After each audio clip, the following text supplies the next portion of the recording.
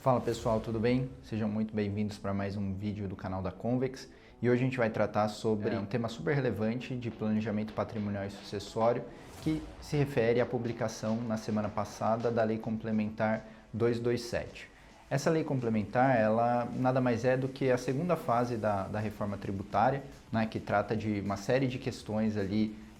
como a gente já teve a oportunidade de trazer, relativas à tributação do consumo, que vai impactar diversos setores da economia, mas um dos aspectos que foi trazido no contexto dessa reforma tributária é uma legislação em âmbito federal que vai disciplinar a incidência do ITCMD. Né? O ITCMD é aquele imposto que incide na sucessão, né, na transmissão de bens, causa mortes por falecimento da pessoa que é titular dos bens ou em função de doações, né? Aquelas transmissões gratuitas de patrimônio entre familiares, entre pessoas ali que são herdeiras umas das outras. Então, nesse contexto de reforma tributária, foi trazida lá em 2023, no contexto da Emenda Constitucional 132, que trazia da reforma tributária, veio ali um capítulo direcionado ao ITCMD para sanar alguns conflitos que já persistiam aí desde a publicação da Constituição Federal em 1988. Dentre esses temas, né, então acho que um primeiro recado é que neste momento a gente não tem uma mudança prática no sentido de que ela vale imediatamente, né? Lembrando sempre que o ITCMD ele é um imposto de âmbito nacional, de âmbito nacional, mas que ele tem competência estadual, ou seja, cada estado tem competência ali pela Constituição Federal para trazer regras próprias e específicas. E com essa lei complementar que foi publicada na semana passada, o objetivo é harmonizar a incidência desse imposto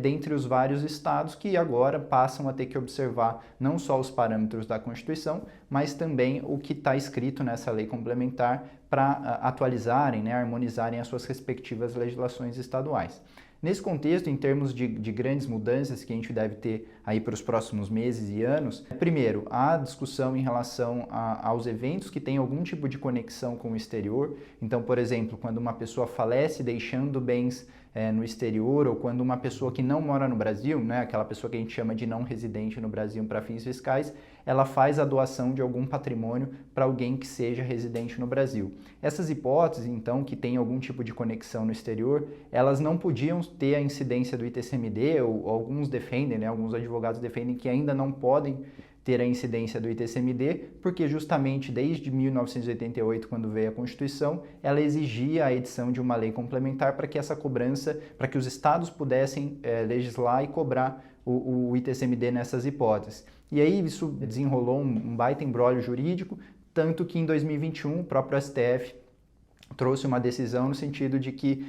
julgando inconstitucional várias legislações estaduais para não permitir a cobrança do ITCMD nessas hipóteses em que houvesse alguma conexão com o exterior. E aí lembrando que, novamente, veio lá a Emenda Constitucional 132 em 2023, justamente para trazer ali uma pacificação sobre esse tema, mas ainda assim, né, em que pese a gente tenha tido essa Emenda Constitucional e agora a Lei Complementar 227 do início agora de 2026, a gente ainda precisa que os estados que não tenham a harmonização das respectivas legislações aos novos parâmetros da Constituição e agora aos parâmetros dessa lei complementar, eles vão precisar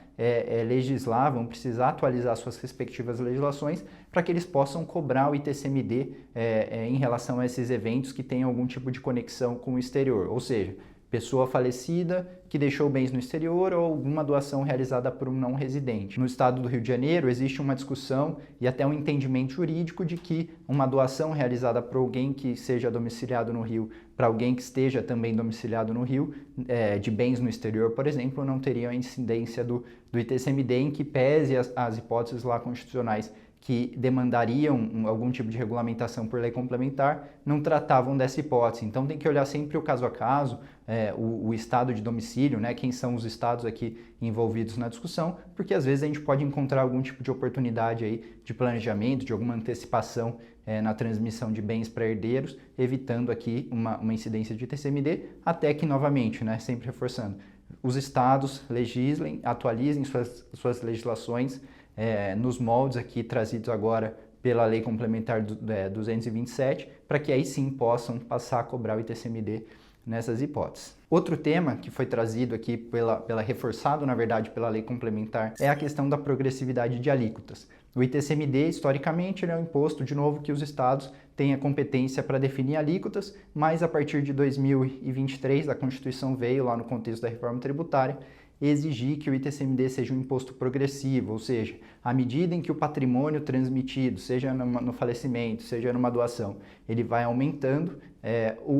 a alíquota aplicável do ITCMD ela tem que seguir essa progressividade, ela deve ir aumentando também. Nesse sentido, novamente, a lei complementar e mesmo a Constituição, elas não têm a competência efetiva de definir quais são essas alíquotas. O que a Constituição faz, por exemplo, é definir que o Senado Federal deve estabelecer o que seria uma alíquota máxima de ITCMD para que incida nessas hipóteses e cada estado fica com a liberdade de trazer as respectivas alíquotas. São Paulo, por exemplo, alguns estados do Sudeste, como Paraná, Espírito Santo, Minas Gerais, adotam, por exemplo, alíquotas fixas. No caso de São Paulo, por exemplo, 4%.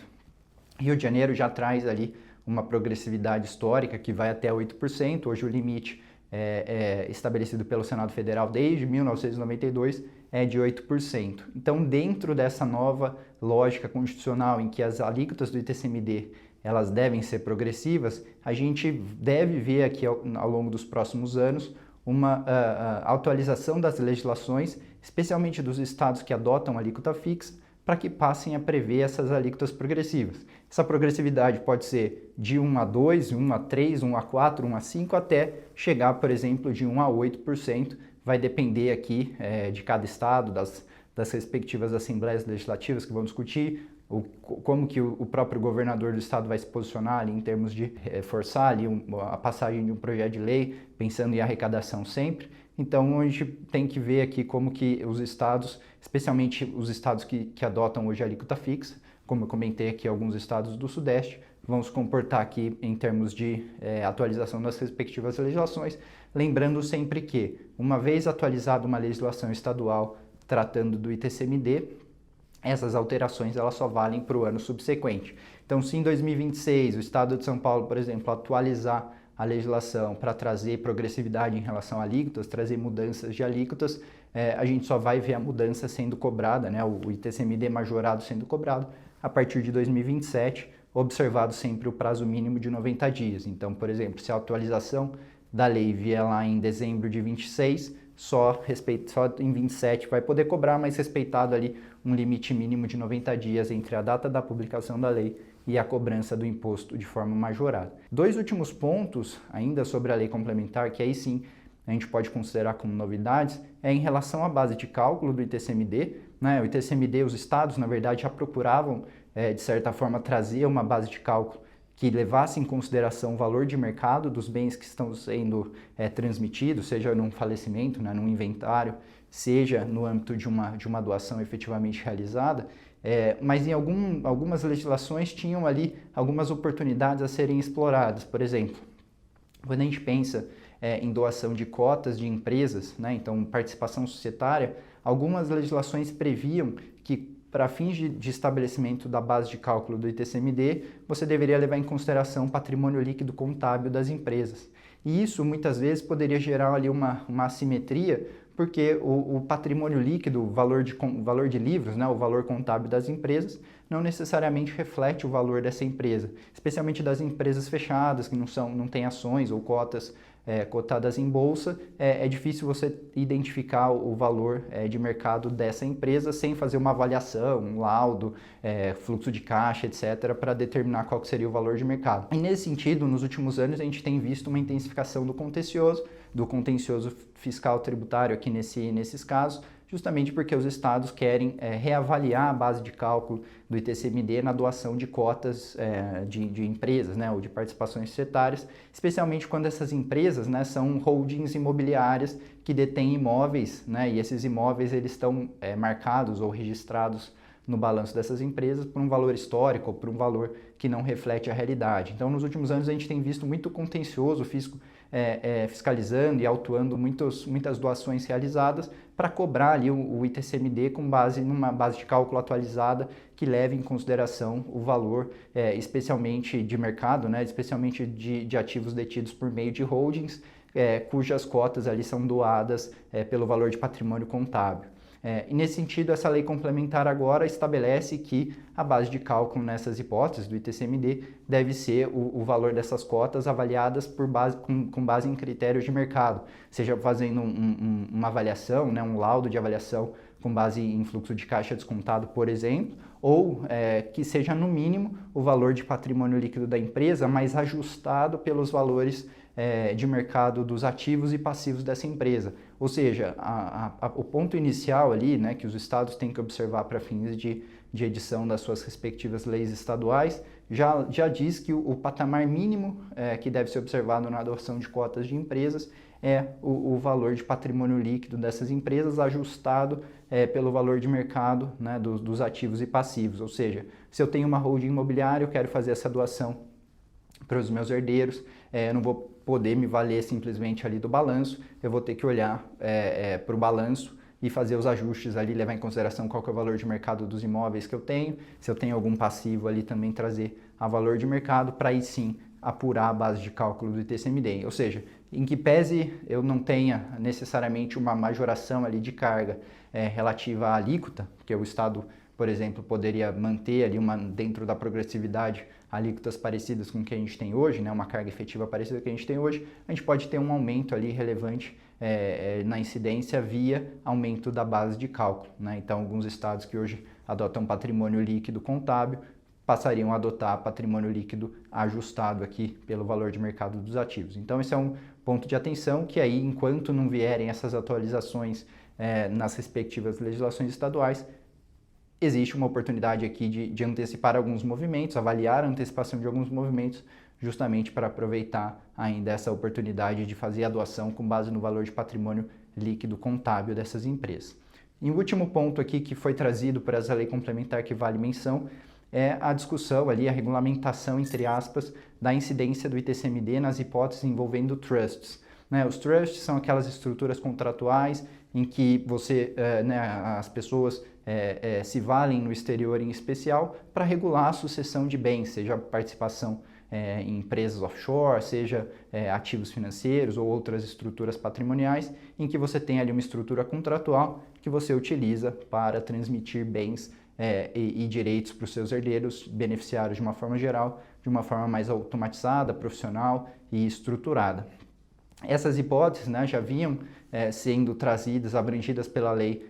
do imposto de renda, já tinham sido pacificadas algumas discussões importantes lá em 2014, com a edição, na verdade, final de 2013, com a edição da Lei 14.754, mas agora a gente tem uma unificação, uma harmonização do entendimento também para fins de ITCMD, que passa a reconhecer o trust meramente no exterior como uma figura contratual, cujos efeitos ali vão estar muito relacionados com aqueles que foram trazidos pelo imposto de renda, ou seja, na instituição do trust não existe doação, não existe pagamento do ITCMD, eu só vou ter o pagamento do ITCMD quando efetivamente os bens que foram abarcados por esse trust foram efetivamente transmitidos ali para os beneficiários, seja em função do falecimento do instituidor do trust, ou seja, aquela pessoa que é titular do patrimônio e criou o trust, ou seja, num momento ali antecipado em que o instituidor do trust, por exemplo, ele renuncia ali os direitos em relação ao acesso a esses bens e os transfere imediatamente ali para os beneficiários. Ou seja, essa parte foi importante porque traz uma harmonização ali com o imposto de renda, algo que existia uma certa dúvida ali de como cada estado ia tratar esse tipo de hipótese. Tá bom? Então é bastante coisa, né, pessoal? Muita coisa mudou.